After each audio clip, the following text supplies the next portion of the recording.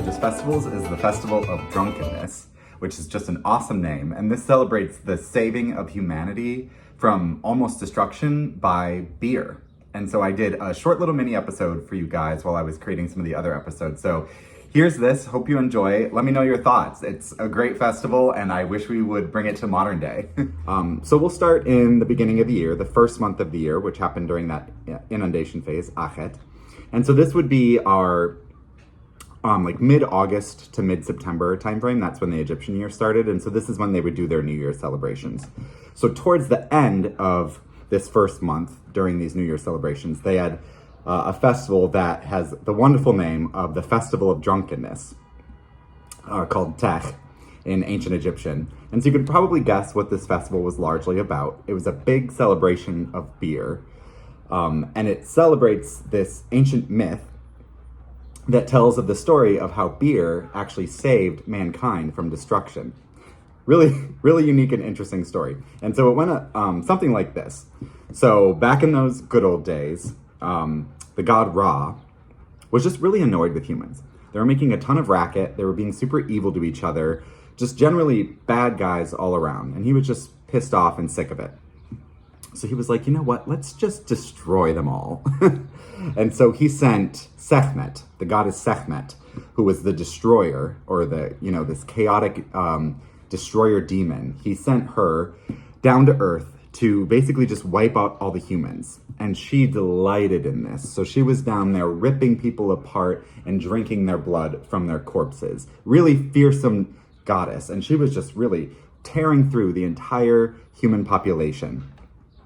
And so one of the gods, I don't know if it's Ptah or Thoth, one of the gods is like, okay, Ra, maybe we should like chill a bit because we want to leave at least a couple humans because, they give us offerings, they give us sacrifices. We like some of them. And Ra was like, you know what? Actually, yeah, you're right. I'll try and have her stop.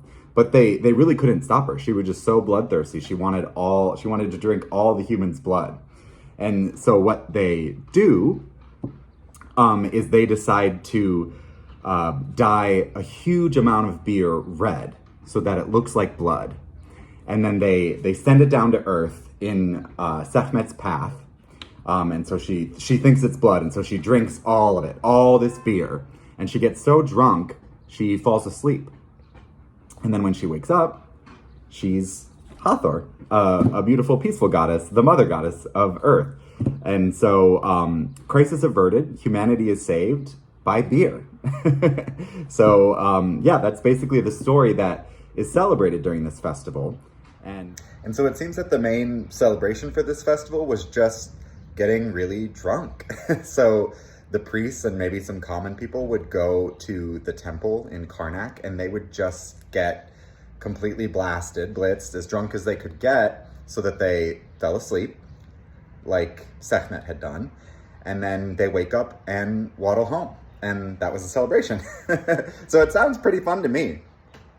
So that was a lot of the religious celebration, and then there's also a lot of kind of sexual connotations with this festival, sort of like we have, what are they called? New Year's babies in September. Supposedly the idea that these babies were conceived during our New Year's festival. They had a similar idea for this festival of drunkenness. So they had Tech babies who were conceived during this festival. So there was a lot of sexual activity going on as well. So all in all, wonderful festival, a lot going on, and I'm sure the people really enjoyed this. And that was the festival of the Drunkenness, Tech Festival.